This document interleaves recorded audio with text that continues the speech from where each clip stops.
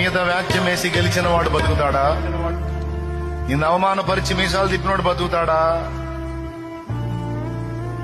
నిన్ను వెనకేసి ముందుకెళ్ళానని విర్రవీగినోడు బతుకుతాడా శాశ్వతంగా? వాడు సాధించినవన్నీ కుప్పేసుకొని కూర్చొని అనుభవిస్తాడా? అది ఒట్టిదేగా.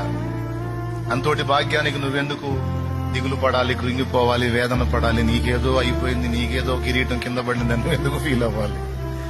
ఎందుకు నాయన నువ్వు విరక్తి చెందుకోవాలి? ఎందుకు నాయన నువ్వు సావాలనుకోవాలి? అవమానాలు ఎదురైనయా? రాని నాయన. అవమానాలు దేవుడిస్తే అయ్యే తాగు నాయన. నీకు పాత్రలో ఏం పోశాడు? ఫైనల్ గా చెప్తున్నా, ఏం అనుకోవద్దు. ఈ ప్రకృతిలో మనం కలిగి ఉన్నవి, మనం అనుభవిస్తున్నవన్నీ భ్రమ అని మర్చిపోవద్దు. భ్రమాన్ని గుర్తెరిగి దేనితోనూ ఎవరితోనూ కూడా ఎక్కువ అనుబంధం ఏర్పరచుకోవద్దు.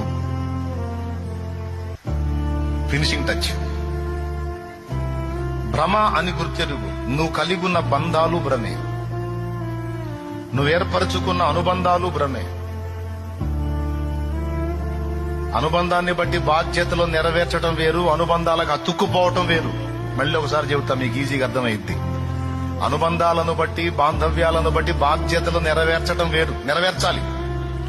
కానీ అనుబంధాలకు అతుక్కుపోకూడదు, డేంజర్. ఎందుకంటే ఏ బంధం మనతో స్థిరముగా ఉండదు. పచ్చి నిజం.